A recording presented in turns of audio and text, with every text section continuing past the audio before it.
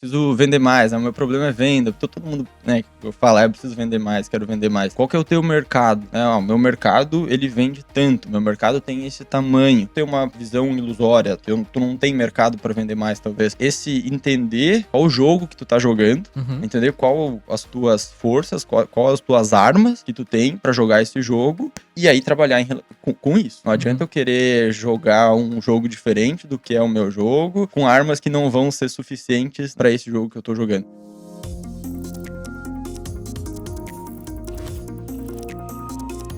Está no ar a segunda temporada do Espaço e o Futuro, o seu videocast aqui na Zucast Brasil, para falar sobre tecnologia, inovação, inteligência artificial e mesmo dicas para você conduzir o seu negócio da melhor maneira para o mercado.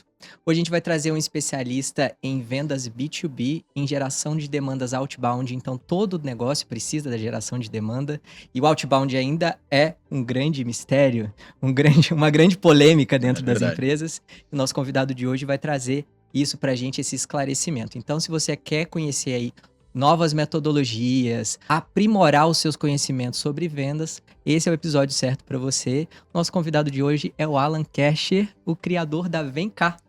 Bem-vindo, Alan. Obrigado pela sua participação no nosso podcast. Eu que agradeço o convite, agradeço o espaço aqui e acho que vai ser uma conversa muito legal sobre como em pleno 2026, né, na era de IA, de muita tecnologia, como o outbound ainda é super relevante nas empresas. Alan, começo sempre querendo conhecer um pouco mais do nosso convidado. A gente ia bater um papo antes, mas a nossa audiência também quer saber quem é o Alan. Então conta um pouquinho dessa história pra gente. Legal, vamos lá. Eu sou natural do Rio Grande do Sul, numa cidade do interior do Rio Grande do Sul de 4.000 habitantes, uma cidade bem pequena. Moro em Florianópolis há 5 anos, vim aqui para um projeto de uma startup. E eu comecei minha jornada, digamos assim, lá no interior mesmo, numa indústria, tem uma indústria muito forte lá. E logo fui convidado para a área comercial de uma empresa de tecnologia. Como muita gente da área comercial, fui jogado na área comercial, né? E aí acabou que eu gosto das conversas, eu gostava de lidar com pessoas de maneira de transformar a conversa em uma soma. E aí que foi o que me chamou muito para vendas, principalmente vendas complexas. Então eu fiz nessa minha jornada, eu fiz eventos, baladas, né, quando era mais jovem. Já atuei também no ramo imobiliário. Hoje minha família toca um negócio lá que eu iniciei também no interior lá do Rio Grande do Sul, onde a gente teve na pandemia, teve uma frente muito legal de imóveis lá. E foquei muito na parte de tecnologia. Então, em trazer resultado para uma empresa de tecnologia. Eu fui convidado a ser sócio de uma empresa de tecnologia aqui em Florianópolis. Nos últimos 5 anos, a gente construiu do zero essa empresa, que foi um case muito bacana, onde a gente tinha um mercado muito nichado, mas tem uma solução muito, muito boa. E aí eu fiz dentro dessa empresa chamada Audience aqui de Florianópolis. A gente montou toda a empresa, desde o primeiro código até escalar as vendas. Eu participei desse processo, cuidava da parte comercial. E é ali que eu vi um pouco mais sobre como era na prática, né? Você iniciar uma operação de vendas B2B de um mercado super nichado, onde não é uma venda simples, né? Mas se tem um apelo muito forte. Então a gente identificou um gap de mercado muito forte. Eu já vinha atuando nesse setor dessa empresa há mais de 13 anos. E aí a gente foi para cima de maneira ativa. Eu não tinha, até hoje, não é um forte meu inbound marketing. É algo que eu conto muito mais com parceiros em relação a isso. No começo eu não sabia fazer. Vamos pegar o telefone e vamos ligar. A gente organizou uma operação de vendas.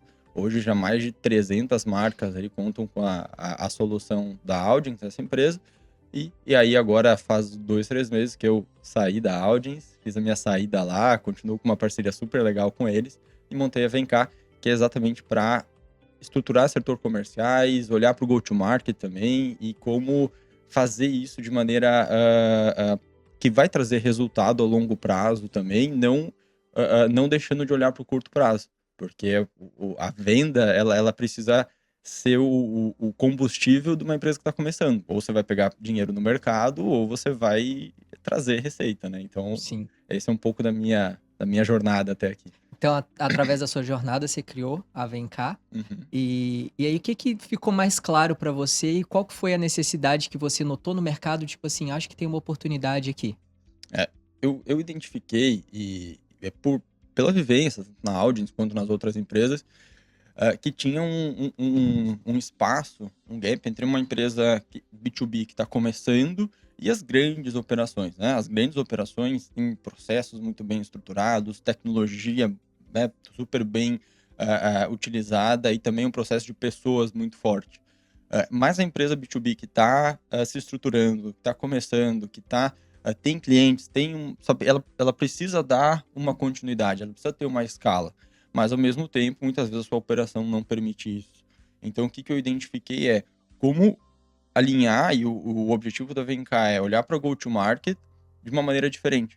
De uma maneira onde eu alinho a estruturação comercial, eu alinho as frentes de marketing, as frentes de mídia, onde tudo converge para resultado, tudo converge para vendas. Porque, no final, tudo é vendas, né? Se eu for fazer um evento, né? Se eu, como a empresa, vou produzir um podcast, é para eu ter mais reputação, é para eu ter mais alcance, que é, no final, para eu ter mais vendas, né? Uhum. Então, tudo isso tem que conversar, e eu vi que muitas coisas não conversavam, né? Você tinha ou a empresa fazia o que todo mundo estava fazendo, né? Vou colocar um caminhão no digital, não tenho nada contra o digital, mas tem que ter também um olhar para mídia off, um olhar para principalmente conhecer onde é que teu público tá e onde que ele está consumindo. Então, isso é um pouco do que eu vi de gap de mercado, que essas coisas não estavam linkadas umas às outras. O setor de vendas, não, eu tenho um representante que ele cuida da minha venda lá, e aí o CEO muitas vezes delega isso para outra pessoa e não é o que ele está olhando diariamente a venda, às vezes ele está olhando para a operação, se é uma pessoa um pouco mais técnica. Então, esse olhar num todo, mas sempre focado em vendas, é o que eu vi que pode ser um espaço de atuação, né? Mas sempre olhando para o resultado, para a venda. Você vê que muitas empresas têm um problema de venda, teoricamente um Uhum, problema de venda, mas na verdade é um problema de estruturação comercial, que envolve uhum. todas essas etapas, né? Não necessariamente um problema ali. Às vezes a pessoa Exato, tá focada no lugar errado, né? exatamente. Às vezes, eu preciso vender mais, o meu problema é venda. Todo mundo, né, eu falo, eu preciso vender mais, quero vender mais. Mas olhar antes, ok, qual que é a tua estrutura comercial? Qual que é o teu mercado? Né? Ó, meu mercado, ele vende tanto, meu mercado tem esse tamanho. Para muitas vezes não ser eu quero vender tanto, quero vender mais, mas tu tem uma visão ilusória, que tu não tem mercado para vender mais, talvez. Ou não, tu tens um mercado gigantesco, mas a tua solução frente às outras, ela tá um passo atrás. Ou ela tá um passo na frente, então eu tenho que investir um pouco mais comercialmente para dominar logo esse mercado. Uhum. Então tem um cliente da Vencar, inclusive, que ele falou, ele tá tecnologicamente um passo à frente de todos os outros concorrentes, a estratégia dele é conquistar o mercado o mais rápido possível para ele ser o principal player lá. Só que ele entendeu agora que ele precisa, para conquistar isso, ele precisa investir Uhum. também nisso, né? Nas mais diversas frentes, principalmente comercial, para você abocanhar o maior número de clientes no mercado e não deixar espaço para os entrantes que estão um passo atrás. Então, esse entender qual o jogo que tu tá jogando, Uhum. entender qual as tuas forças, qual as tuas armas que tu tem para jogar esse jogo, e aí trabalhar com isso. Não adianta Uhum. eu querer jogar um jogo diferente do que é o meu jogo, ou eu com armas que não vão ser suficientes, né, para esse jogo que eu tô jogando. Então eu gosto muito de primeiro entender o campinho. Entender o campinho. Uhum. Eu tô aqui, meus concorrentes estão aqui, minhas armas são essas. Tô fazendo uma alusão a um jogo, né, de Uhum. tabuleiro, mas minhas armas são essas. Como é que nós vamos trabalhar aqui? Vou colocar uma meta de vender, sei lá, 300 milhões. Tá, tem mercado? Ou é só um querer do CEO que não é real? Então, preciso vender mais, quero vender mais, ele sempre depende de como é que tá a tua estrutura, como é que tá o teu mercado, como é que estão tuas estratégias e o que tu tá fazendo para isso. Ótimo. E pensando na sua expertise, que é a prospecção outbound, qual é o maior erro de prospecção outbound que você já viu ou que você acompanha? Provavelmente você já Uhum, acompanha repetidas vezes o mesmo erro com as aham. empresas, né? Eu acho que o principal erro é não fazer. Eu Uhum. acho que muita gente delegou a geração de receita para recepção de leads, por exemplo, né. Então, tenho muito contato com empresas, a gente conversa nos ecossistemas que a gente tem, e a minoria delas faz uma prospecção ativa de fato, né? Uhum. Você tem as estratégias de digital, onde você vai gerar a demanda, vai todo aquele caminho bonitinho do lead, né? Que ele chega, ó, ele preencheu um formulário aqui, ele viu, se interessou, tem a dor, qualificou, SQL, MQL, todas as siglas bonitinhas. E chegou ali agora, é o SDR qualificar e passar para um closer, enfim, fazer todo esse processo. Mas esse é o processo bonito, né? É que muitas empresas trabalham muito bem para chegar lá e tem que ter isso aqui, é essencial, tem que ter. Mas, e aquele lead que não chega até mim, mas que eu quero ir até ele? Esse esforço comercial, ele é muito maior, mas ele traz muito mais resultados. Porque quando a gente faz uma prospecção ativa, ou depois um nível até ABM, que é um nível um pouco mais para frente, essa prospecção ativa, a primeira coisa, e por que ela dá mais resultado, é que eu vou definir com quem que eu vou falar. Eu vou definir quem que é o perfil ideal do meu cliente. Qual que é o cliente que me dá mais resultado? Qual que é o cliente que eu vou ter um case melhor, que vai me trazer outros clientes, que vai ser referência? Então, quando eu olho para a prospecção ativa, eu sempre olho dessa forma. Eu quero atender esse tipo de cliente aqui, desse tamanho, desse nicho, desse setor, e ele vai me... porque internamente eu identifiquei dentro da minha base de clientes que esse é o cliente que tem... que eu soluciono melhor a dor, que ele tem mais a dor mais forte, digamos assim, e que eu consigo vender com um ciclo menor e que eu vou trazer mais resultado, inclusive financeiro para a empresa, porque tem alguns clientes que dão menos resultado para a empresa do que outros. Então, a gente eu olho para a prospecção ativa, um dos erros falou, é que muita gente não faz porque ela requer mais esforço. Uhum. Ela requer um pouco mais de profundidade. O resultado rápido, às vezes, ele... Vem lá, eu tenho 100 leads no funil, vai cair tanto, beleza. Esse trabalho tem que ter também, só que eu acho que ele é um modo... Não que seja fácil estruturar toda essa parte de inbound, né? Mas essa parte de prospecção ativa, eu vejo ela como até um resultado mais robusto, digamos assim. Por quê? Se eu escolhi o cliente, esse cliente eu tendo a atender melhor, eu tendo a ter mais longevidade nos contratos com ele, porque foi escolhido. Então, eu olho para isso primeiro, que a maioria das empresas não faz, e a que faz, talvez um erro, né, dando esse zoom, é escolher de fato qual que é o perfil que eu vou trabalhar, não atirar para tudo que é lado. Não atirar para tudo que é lado. E ter uma tese, ter uma solução muito boa para aquilo lá. Porque daí vai facilitar também esse processo de prospecção ativa. Se a gente só chegar e ligar, mandar no LinkedIn, a gente tá cheio disso, né? Mas se a gente olhar de fato, não, de acordo com o meu histórico, eu tô solucionando a dor para 10 clientes aqui desse mercado. É sinal que tem alguma coisa aqui que eu consigo resolver. Vou ampliar isso aqui para algo nacional. Legal, vou começar de cima para baixo. Então eu vou já na abordagem, eu já consigo chamar a atenção de uma maneira diferente, porque eu já tenho case naquela área. Eu de fato soluciono uma dor, não tô prospectando só para prospectar, para ser mais um, eu vou ter um churn alto e é esse o jogo. Então, eu acho que o jogo da prospecção ativa ele é muito mais focado em trazer esse resultado e ser longevo também esse resultado. Alan, pensando na prospecção ativa, tem coisa que a inteligência artificial ainda não consegue fazer, né? Queria que você listasse pra gente, ou que citasse algo que dentro do outbound pode ser automatizado com inteligência artificial, ou que dá para ser feito dessa maneira, e o que ainda a inteligência artificial não consegue substituir o humano. Nesse processo, né? Nesse processo. É muito legal porque a gente vê uma evolução muito grande e a IA que a gente está usando hoje, ela é a pior que a gente vai usar, porque sempre vai vir uma melhor. Ela tende sempre a melhorar. Um ano atrás era muito pior do que a gente estava usando hoje. Então é legal esse olhar. Eu tenho um olhar muito otimista também em relação a isso, porque ela pode ajudar a gente em bastante coisa. Desde uma geração de lista, né? Um tempo atrás a gente tinha que usar 300 ferramentas para você ter uma listagem de empresas de determinado setor. E confiável, né? E confiável, Às vezes exatamente. também isso não acontecia. Exatamente. Hoje a gente consegue olhar, eu quero lista de cooperativas desse tamanho, somente do interior do Brasil. Eu consigo fazer uma busca desses dados numa primeira escala, né? Digamos assim, numa primeira camada.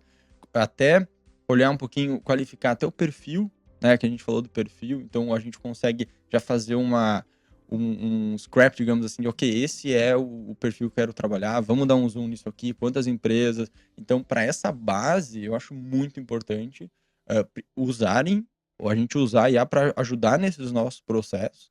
A parte comercial muitas vezes não gosta de planilhas, né? E felizmente a IA ajuda a gente a não necessitar mais de muitas planilhas, desde planilha de comissão que você vai pagar ou algumas coisas assim. Então, esse olhar para produção, para operação, a gente hoje está muito bem alimentado, né, de soluções. E até, muitas vezes, soluções próprias, né, que a empresa pode ter internamente, porque tem processos internos que toda empresa é diferente. Dificilmente tem duas empresas super iguais. Então, de você ter alguma coisa super específica, de você montar alguma coisa interna para isso, com o IA facilita muito, né? De você ter um processo interno que você vai ter. Eu peguei, ok, eu tenho essa listagem de leads aqui, mas para minha empresa ele tem que. Vou pegar o exemplo da Audience, né? Que a gente tinha uma bandeira vermelha que era se a empresa investir em menos de 8 emissoras de rádio, né? Que era a Audience é uma empresa de software que faz toda a logística das campanhas de mídia em rádio. Se ele investe menos de 8, eu não vou, a gente não vai prospectar, porque não tem aquele perfil ideal que a gente falou, não tem todos aquele apelo. Se tem mais, ok, entra aqui. Então a gente faz isso internamente, tá? Eu faz porque ainda a gente é super parceiro. E então esse é um exemplo de internamente como que a gente pode trabalhar. Eu vejo que principalmente para tickets maiores, quando a gente fala de enterprise ou com clientes que têm um fee maior mensal que você vai prospectar, é muito difícil de você ainda colocar uma IA para talvez ligar, né? Porque você tem que ter algumas conexões diferentes, você tem que ter, talvez falando com o decisor que tem uma distância com a tecnologia, muitas vezes, né? Em alguns mercados, a gente olhar para o Brasil, você vai falar com um diretor de uma grande cooperativa, ele não tem uma distância, ele tem uma distância, às vezes, de tecnologia. Então, se ele receber alguma coisa e identificar que é IA ou alguma coisa assim, ele já vai ter uma negativa. Então, você tem que ter outras estratégias para conectar com aquela pessoa. Tudo vai de acordo com o teu público. O teu público pode reagir muito bem a uma ligação de qualificação com um agente de IA. Pode ser que sim, pode ser que não. Então, tem que identificar um pouco mais disso. Eu vejo que está cada vez melhor esse uso da voz, né? Tanto com automações e agentes de WhatsApp que conversam, que não são mais bots. Então, isso eu acho que já nós estamos chegando num caminho que vai ir para isso, mas eu acho até certo ticket. Eu acho que até certo ticket ali a gente vai conseguir fazer uma venda completa com um stack de ferramentas com IA, mas evoluindo algumas camadas, eu acho que ainda vai ter que ter uma reunião presencial que faz muita diferença. Sim. Visitar o meu cliente presencialmente faz muita diferença. E aí tem toda a operação que a IA pode ajudar em relação a isso.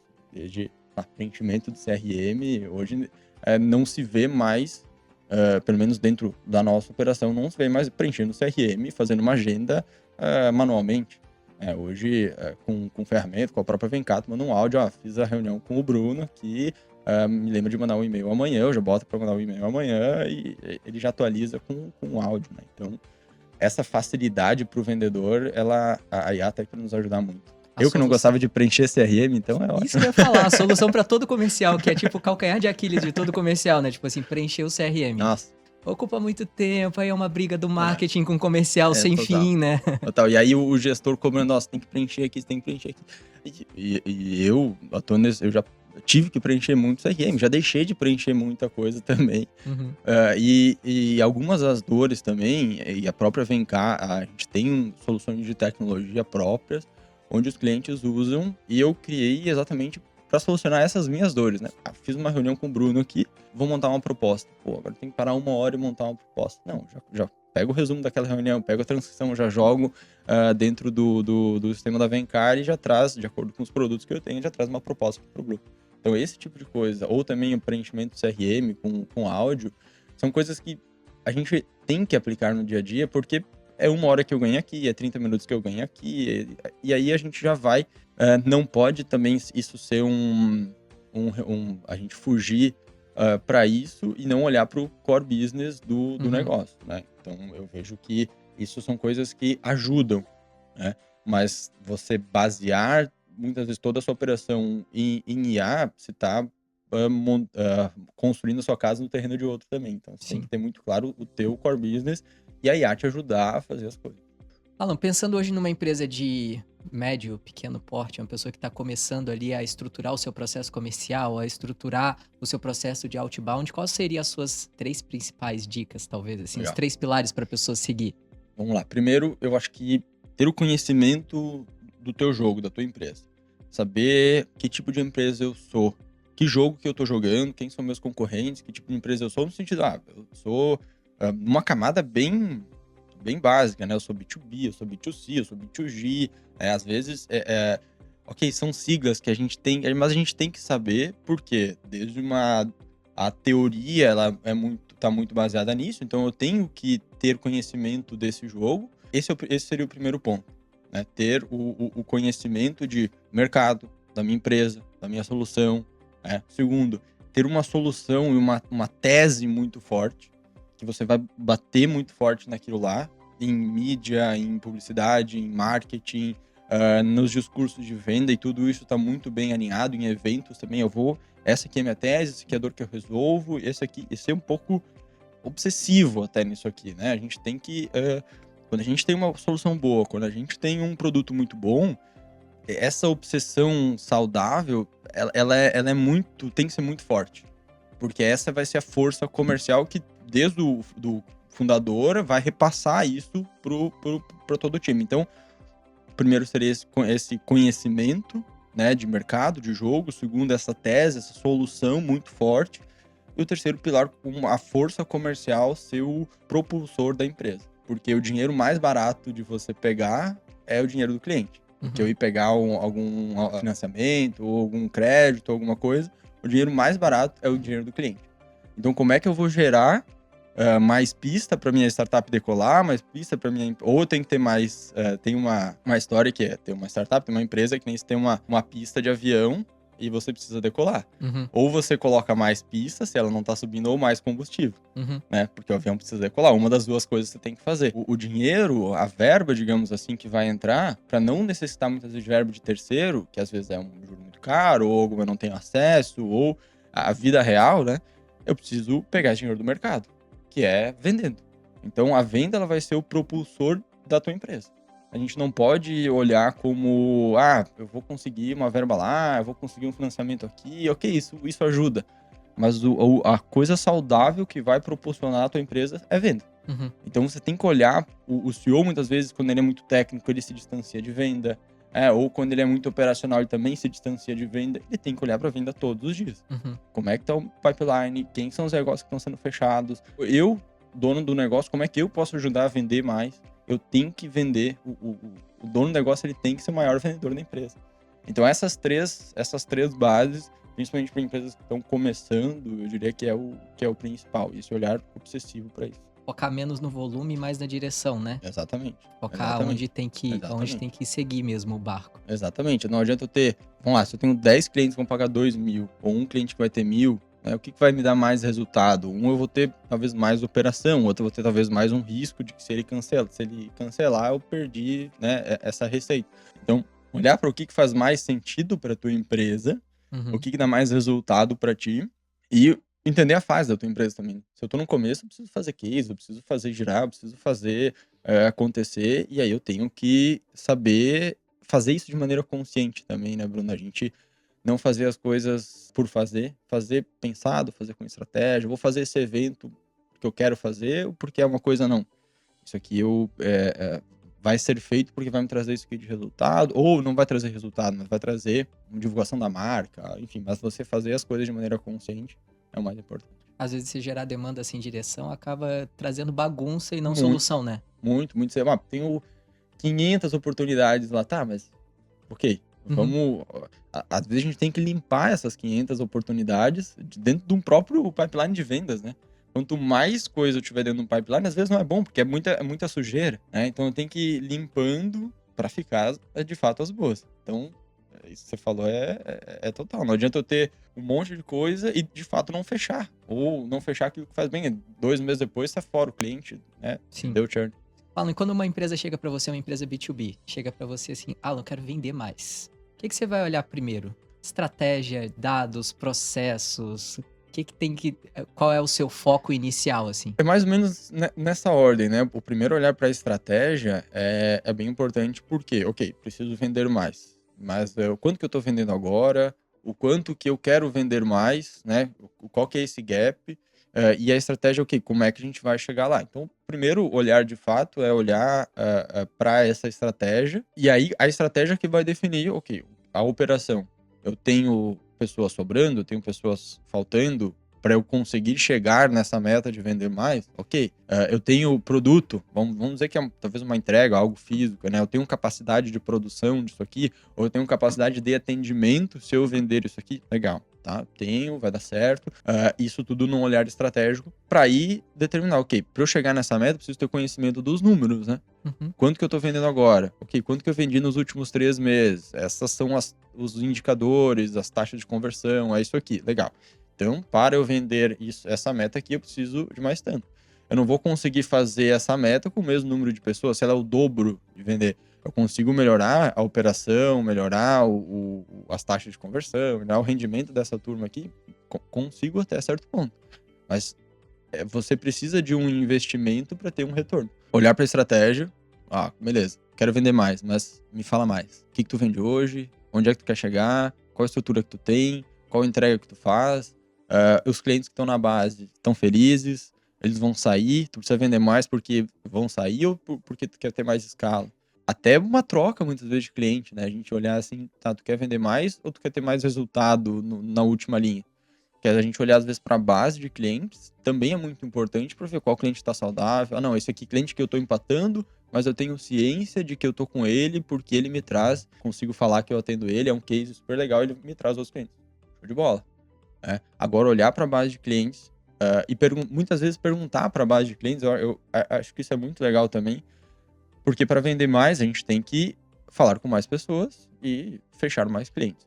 Quando a gente tem uma consciência muito forte do que eu resolvo para os clientes, é muito mais fácil. Uma das práticas que às vezes poucas empresas fazem é pedir para o cliente: por que tu me contratou? Às vezes é uma pergunta: como eu te contratei? Porque pô, a gente fez uma reunião lá. Não, mas qual que é a dor que eu resolvo para ti? Às vezes, fazer ok, eu sei toda a dor que eu resolvo, toda a minha empresa, mas vou deixar isso aqui salvo, né? Uhum. E vou perguntar para o cliente qual que é a visão dele. E muitas vezes eu estou fazendo uma abordagem, olha só, eu resolvo isso, A, B, C, D, tá aqui, ok, e tal.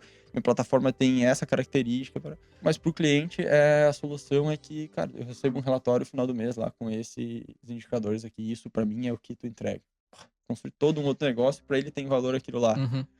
Então, muitas vezes, para os outros clientes, os pares daquele cliente ali, eu não vou falar toda essa outra coisa aqui. Eu vou falar isso aqui. Uhum. E já resolveu. Então, a gente olhar para essa base, não só com o NPS, alguma pesquisa assim, mas fazer perguntas um pouco mais abertas, assim, no sentido de: Bruno, por que você contratou isso? Porque para mim resolveu isso aqui. Tá, legal. Então, é um olhar um pouco com um zoom um pouquinho maior no que a empresa resolve. Você citou no comecinho do nosso papo um termo que agora tá também sucesso, além da inteligência artificial, que é o go-to-market. Mas nele Uhum. nem sempre é muito bem compreendido, né? Que primeiro eu queria que você explicasse um pouquinho o que é de fato o go-to-market e quando uma empresa precisa pensar na sua experiência de go-to-market, ela precisa repensar ou criar essa experiência. Até abrindo um pouco, usar esse espaço, é bom, né, quando a gente tá numa conversa boa. No começo da estruturação da criação da Vencar, era uma empresa focada em vendas. Estruturação comercial, consultoria comercial, estruturação de times comerciais, terceirização de vendas. E de um outro braço muito forte meu, diferente, que era de mídia, né?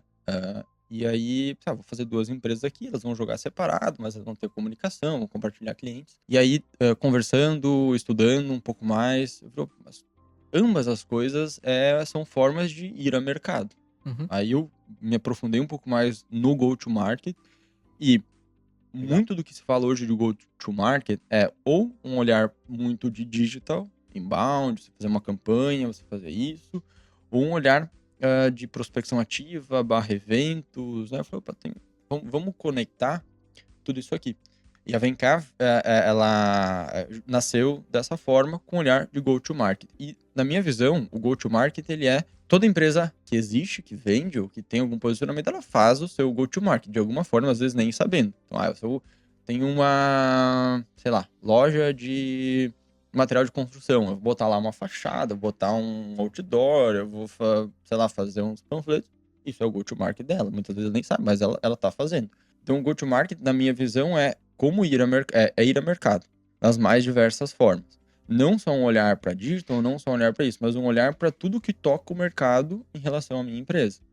Então, se eu vou fazer um podcast, eu estou tocando o mercado, é uma estratégia de go-to-market. Se eu estou fazendo um evento, ou se eu estou patrocinando um evento, ou se eu estou proporcionando um evento, também é. Se eu estou fazendo marketing digital, eu estou indo ao mercado. Se eu estou fazendo vendas de prospecção ativa, eu estou indo ao mercado. Se eu tenho representantes, eu estou indo ao mercado. Se eu estou fazendo mídia de rádio, de TV, estou indo ao mercado. Uhum. Então, um olhar, isso tudo tem que conectar. Não adianta eu falar de vendas de um jeito e o meu outdoor tá com uma promoção XYZ lá que eu coloquei aquela semana. As coisas, elas têm que se comunicar. E o go-to-market, na minha visão, é ele que vai conectar tudo isso. A estratégia de go-to-market é esse trimestre, esse semestre, esse mês, essa semana, a gente vai dessa forma. Nós vamos ter essas e essas e essas frentes que tudo vai se comunicar, Uhum. né? Desde vendas, a marketing, a mídia, publicidade, estratégia. Então, esse olhar um pouco mais amplo de go-to-market, eu acho que ele é dar ao sentido próprio da palavra também o peso em relação a essa estratégia e o quanto ela é importante. Porque não adianta eu só olhar para vendas, não adianta eu só olhar para mídia de maneira separada e daí não olhar para vendas. Você tem que olhar para tudo isso junto.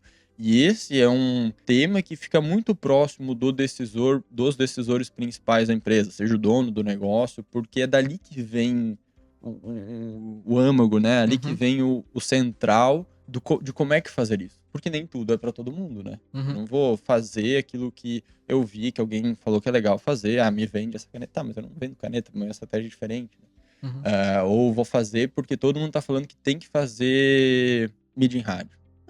Não é todo mundo que tem que fazer. Tem que olhar se faz sentido para minha empresa, se não faz. Então, a minha visão de go-to-market é esse olhar um pouco mais amplo que toca tudo isso. Te conheci através de um evento que você participou, Legal. ministrando palestra e painéis, participando de painéis, falando do go-to-market também, Uhum. né?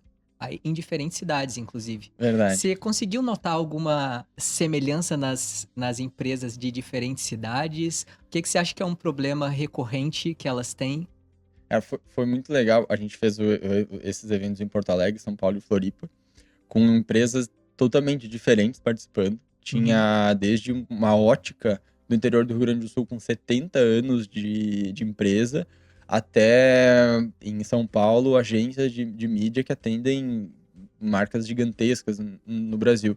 Então, a gente viu uma pluralidade muito legal de opiniões, das pessoas também que estão lá, dores muito, muito diferentes também. Um dos temas que a gente mais falou foi sobre como impactar as pessoas, como é que ok, eu chego nas pessoas, como é que é a conversão nessas pessoas. Eu pude tirar uma conclusão que depende, que não tem uma regra, uma regra que não existe uma regra que vai funcionar para todas as empresas. Pode ser empresas do mesmo setor, vão necessitar de estratégias diferentes. Você tem que ter um benchmarking de mercado, claro, com certeza, mas o que eu pude notar nesses eventos é que não existe a receita do bolo. Você tem que se abastecer das informações e você tem que criar o seu bolo que é da Uhum. sua empresa. E aí você vai fazer. E você vai testar, vai errar a receita, vai colocar mais de uma coisa ou outra. O que eu pude ver das conversas que a gente teve, obviamente que foi muito para um caminho, né, do go-to-market, de pegar cases, né, como eu falei dessa ótica, eles fazem patrocinam uma festa da igreja lá no interior do Rio Grande do Sul. Pô, muito legal. Uhum. É uma estratégia que para eles funciona, que o público deles está lá. Né? Vai olhar de maneira diferente para uma conversa que a gente teve em São Paulo, onde a agência, para a agência se vender, aí que é o interessante, não é para a agência dos seus clientes, mas a agência também precisa se vender, na agência de mídia, publicidade. Como é que eles fazem para eles se vender? Quais Uhum. os canais que eles utilizam? Eles têm os mais diversos canais, desde fazer eventos, fazer um ecossistema, fazer um campeonato de futebol. Uhum. É muito legal, porque tem uma agência em São Paulo, eles fazem um campeonato de futebol. Quem participa são os clientes deles. Eles classificam lá os 8 melhores clientes, eles fazem, e existe uma disputa para querer participar do evento em si. Então, o evento é uma atração de novos negócios. Que Então, legal. são estratégias totalmente diferentes, mas que todas olham para o seu público específico. É Legal. olhar para o seu público específico. Nossa. É o que você tava falando antes, né? Tipo assim, cada empresa é de um jeito, cada uma vai reagir de um jeito e conhecer do seu negócio é a sua grande chave de sucesso, né? Exato. Alan, pensando em agora um pouquinho em mídia offline, que mudou no mercado de mídia offline nos últimos anos? A gente tem muito o discurso focado hoje no online, né? Uhum. Então tá tudo voltado para isso. O que você acha que mudou pro mercado offline? Tem espaço ainda? Uhum. A gente falou de futebol. Eu tentei jogar futebol na minha adolescência, como grande parte aí. Mas eu tinha um treinador que ele falava assim, cara, se o Barcelona faz esse treino aqui, por que a gente que tá aqui na base da base lá, por que a gente não vai olhar e vai fazer? Uhum. É o benchmarking, né? Olhando para isso. E eu sempre cito isso porque a gente tem que olhar para as boas práticas de mercado. Então, eu tenho uma rede de postos. O que as grandes redes de postos fazem? Elas fazem isso, legal. Então, eu vou ver o que vai funcionar. E se a gente olhar para se as empresas tiverem esse olhar, elas vão ver que das 100 maiores empresas do Brasil, 99 investem em mídia off, né? Em rádio, principalmente, TV também. Então, ok, se os grandes estão fazendo isso, é porque tem algum estudo, tem um olhar que eles têm para isso. E, felizmente, nos últimos anos para cá, com ferramentas, com tecnologia, a mídia off, ela se tornou, primeiramente, que ela se tornou on também, Uhum. né? Hoje você vê grandes veículos de comunicação com transmissões online, vai pegar rádios, por exemplo, né? Que é um grande player. Tem rádios que fazem lives que participam muitas pessoas naquelas lives, que são grandes atrativos para as marcas também, às vezes participar somente da live, somente disso. Então, o off ele também já é on, e ele é muito mensurável. Então, hoje, quando a gente faz uma campanha de Google ou de Meta, você tem lá o Analytics, você tem lá o gerenciador, você consegue ver as informações. E até certo tempo atrás, quando você investia em mídia off, você não conseguia ver, ok, qual que é o resultado, o que eu estou impactando. Até um passo atrás, a minha mídia saiu de maneira correta, porque vamos pegar exemplos aqui de grandes redes de loja ou grandes supermercados que fazem esse investimento, que são setores que tradicionalmente investem bastante nesse tipo de mídia, eles não sabiam se estava sendo veiculado ou não a sua mídia. Então hoje a mídia ela é super mensurável e você consegue inclusive traquear resultados em relação a isso. E isso é importantíssimo para a gente olhar num olhar de go-to-market. Por exemplo, eu vou fazer uma mídia na rádio A. Muito dos ouvintes de rádio eles ouvem no carro, né? Então, se eu estou no carro, eu vou ouvir lá, eu não vou conseguir consumir talvez aquele produto agora, mas eu vou anotar, eu vou passar lá. O quanto que impactou aquela mídia que veiculou às 11 horas, 5 minutos e 5 segundos no digital. Quantas pessoas saíram do rádio e foram buscar no Google, no Instagram sobre aquela empresa. Então hoje é possível fazer essas ligações para você atribuir de fato a quem merece aquela conversão, digamos assim, ou aquela atração. Então, felizmente, hoje a mídia ela é super mensurável nesse aspecto, a mídia off, né? Tanto rádio como TV. E aí, para um olhar estratégico também, hoje, quando você quer olhar num concorrente no digital, você consegue ir lá no Facebook e ver o que ele está fazendo de anúncios, né? Você tem a biblioteca de anúncios. Sim. Isso é possível fazer com mídia off também. Eu consigo fazer uma pesquisa e entender o que o meu concorrente está fazendo, o que o meu setor faz de mídia off. Seja rádio, seja TV, outdoor, né? A gente tem um crescimento muito forte do outdoor. Então, esse nível estratégico ele é muito importante também. Quando a gente olha para mídia off, geralmente se atribui que faz mais sentido para negócios B2C, supermercado, rede de loja, rede de farmácias, o varejo em si faz muito. Mas a gente tem cases muito legais de negócios B2B que fazem mídia off também, né? Desde sistema de pagamento, desde soluções para empresas, grandes soluções para empresas que você vê patrocinando grandes programas. Então, eu diria que é um meio que ele foi escanteado, mas que ele tem que ter um olhar, porque aí eu faço um outro paralelo também, que é com a nossa ex-pirâmide etária, né, Uhum. das idades. Até certo tempo atrás era uma pirâmide. Agora não é mais, agora ela já está quase invertendo, né? Então, o que essa população mais jovem, que todo mundo queria ser jovem, né? As rádios queriam ser jovem, tem que ter uma comunicação jovem, tem que ser legal. Tá, já está e vai ser cada vez menor o número de CPFs de pessoas jovens, vai ser maior o número de CPFs de pessoas... O Brasil é um país que está envelhecendo, né? Exatamente. Essa galera tá consumindo onde? Então, às vezes, querer ser uma marca jovem, uma marca cool, eu tô indo pro mercado menor. Então, um olhar um pouco diferente que a gente pode ter. É mais sobre entender aonde que tá o seu cliente, né, para você fazer uma estratégia focada para ele de fato, do que ceder à mídia da moda no momento, né? Exatamente. A moda, ela tem que ser olhada, ela tem que ser estudada, mas não quer dizer que eu tenho que fazer a moda. Alan, estamos chegando no final do nosso papo, infelizmente. Legal. Tinha ainda um montão de perguntas para fazer, mas a gente pode marcar uma segunda rodada, porque é um tema que gera muito assunto e que a nossa audiência também tem bastante dúvida. Falei demais também, né? Não, foi ótimo. É melhor quando o convidado fala muito, que a gente tá aqui para poder aprender com vocês. Legal. Se você pudesse deixar um último recado para quem tá estruturando o processo de vendas, o processo outbound, a gente repetiu isso, mas o último recado assim, cara, vá nisso. O que seria? Tem uma tese muito forte um discurso muito forte da sua solução, do seu produto. Para não abordar por abordar, para não, eu sou mais uma agência de marketing que faz isso, mas isso tem 500. Qual que é o teu diferencial de fato e que tu possa transformar isso numa abordagem comercial? Tenha case, eu fiz isso aqui, levei esse cliente daqui para cá, com esse resultado, ele tem o mesmo tamanho que você, tem o mesmo setor que você, então tendo a fazer isso aqui melhor e melhorar esse teu processo. Isso é quase que entregar valor antes de captar valor. Então, acho que isso é um olhar para vendas de prospecção ativa que eu gosto de ter nesse sentido. Tem uma tese muito forte, defenda aquilo lá, e se é bom, se faz sentido, cara, seja obsessivo naquilo lá, porque vai dar certo. Vai dar certo. Alan, muito obrigado por ter participado com a gente. Vida longa, vem cá. Obrigado. Vamos marcar uma segunda rodada, com certeza. Você aí de casa quer conhecer mais da Vem Cá ou quer conhecer um pouquinho mais do Alan, a gente vai deixar todas as descrições aqui na descrição do episódio. Então vai ter lá o LinkedIn do Alan para você entrar em contato com ele. Vamos deixar o site da Vem Cá para você conhecer um pouco mais da solução. Se gostou do episódio, compartilha com um amigo, né? Manda para as outras pessoas também poderem conhecer a Vem Cá. Assina o nosso canal, ativa o sininho, toda essa ação que você tem que fazer para receber os novos episódios do Espaço Futuro. Toda semana a gente tem episódio novo com profissionais aí tops do mercado. Eu espero você no próximo episódio do Espaço Futuro.